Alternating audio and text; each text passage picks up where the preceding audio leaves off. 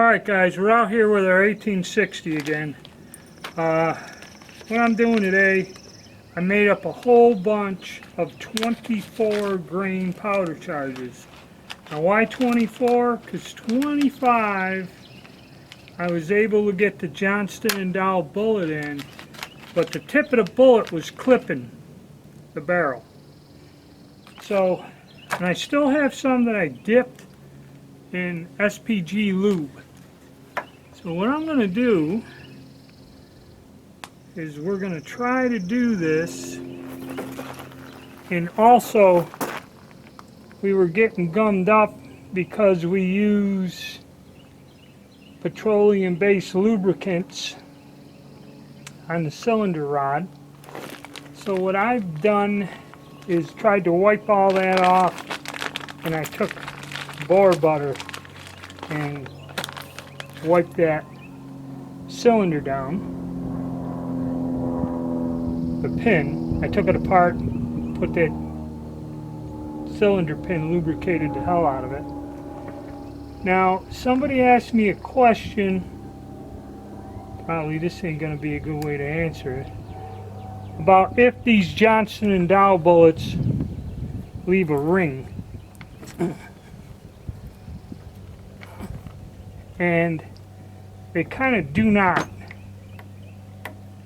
Now this here, also, when I dip these bullets, it shaves a lot of the lubricant off.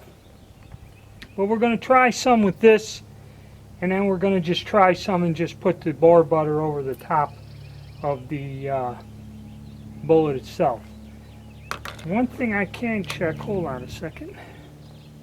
Thing I wanted to check is, yes, spinning that around after just backing the grain off, it doesn't hit like it was doing the last time. So this may be kind of the max load if you got the correct rammer and you're not deforming the bullet.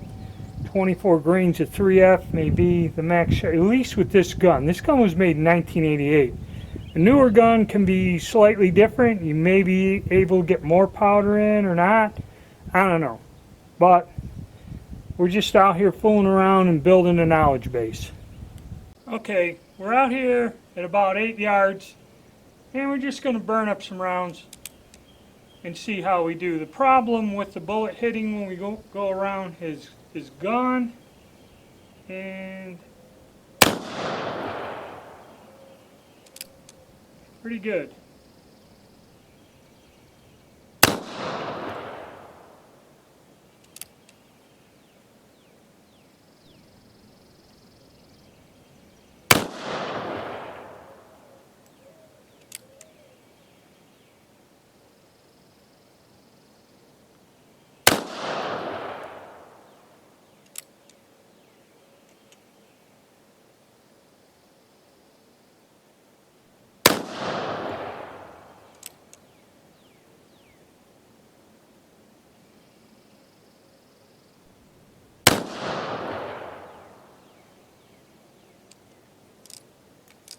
We're not seasoning up using the natural lube. Other than a little cap giving me a hard time, but alright, so that problem was solved. Now we know to make sure we don't have oil on the internal components when we go to shoot it. And that one you deserve to take a look at this target. Okay, at 8 yards, I got all 6 of them into this diamond. That's pretty damn good. Being shaky in that. 1, 2, 3, 4, 5, 6. There's 2 of them. So that's pretty good shoot. Now it's right out with a gun cleaned in that. We got a fresh target over here. We're gonna go put 6 more in there and see if we can repeat this. And I'll use pre-lube bullets. There's no wad underneath, just 24 grains of 3F. Johnson Dow bullet coated with SPG bullet lube, I believe.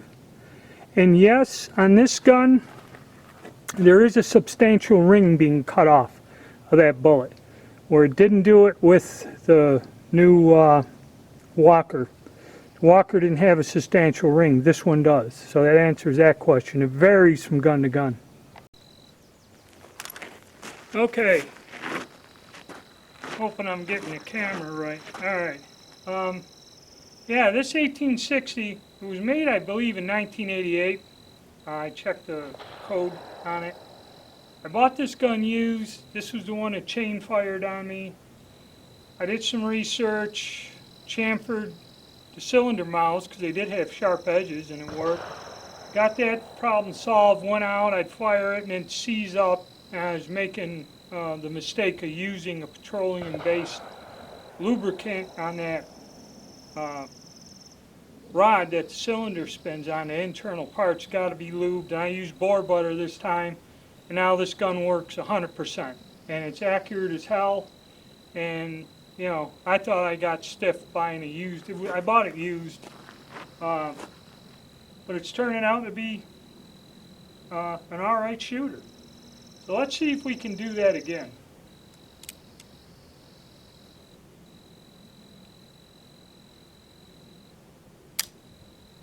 Oh.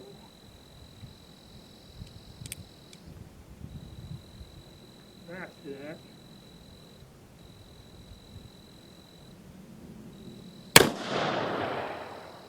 Yeah, that's right on.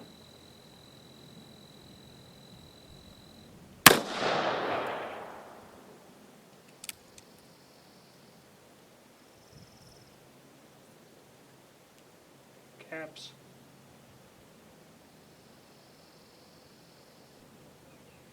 A little high, but that was me.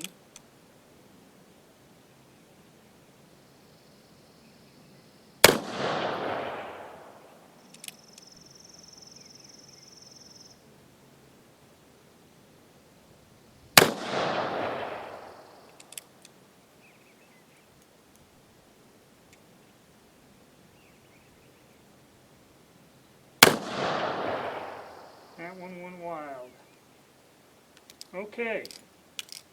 Still spinning free. Doing pretty good.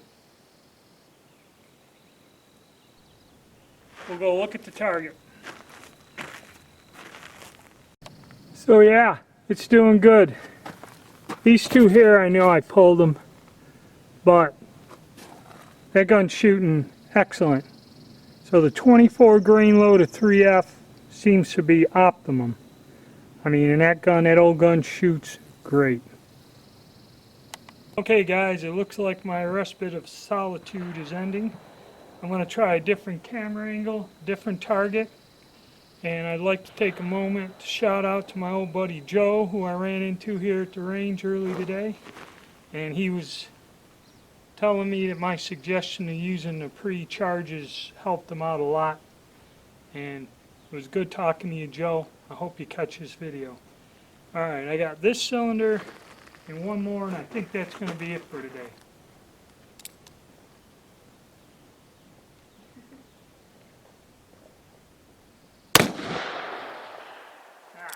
Slip.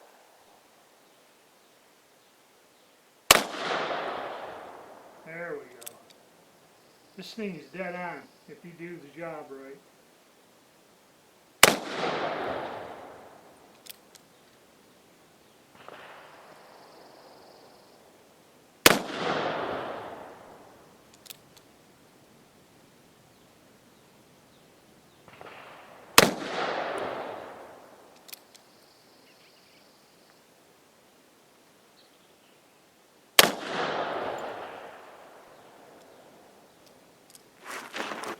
Alright, we're still freewheeling. We're not gumming up. And with 3 cylinders, I got enough for one more, and we should get done. When I get this camera angle right, because I really can't see the screen in the sunlight, shadow. But it's going to be the 4th cylinder. I'm going to call it for the day.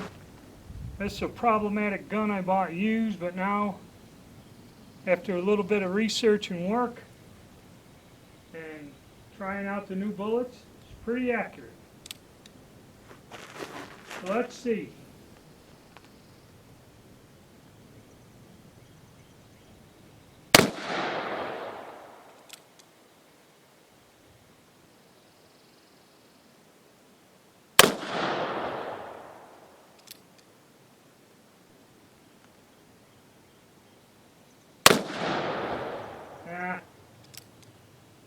hands are starting to wobble.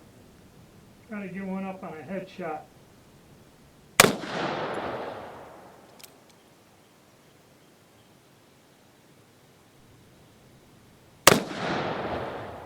Yep. Getting tired. Yeah, real tired. Okay. So, as you see, still going good. If I had more charges in that, I'd probably shoot a few more cylinders out of this. So, this one, you know, we figured out what we did wrong. Now we're doing pretty good. Let's go look at the target and we'll wrap it up for today. Okay, if you do your part, that gun will shoot dead on. My arm started, see the thing with the black powders, I ran some other stuff, and once I start loading them and ramming them down, my arms get tired, and then I start shaking and I'm all over. But this thing is right on. These hairs, because I was shaking and moving, and as you see up here, I was trying to aim here, and so it's time to call it a day. But if your hands are steady and you do your part, this gun is, you know, looking at these other targets when I was still fresh, these guns are as accurate as hell. They're pretty interesting things and a lot of fun to shoot. And I'm glad I kept that one, worked on it, got it working good. Now I got a fun little gun to shoot that I really don't have a lot of money in. Alright guys, stay tuned and have a good day.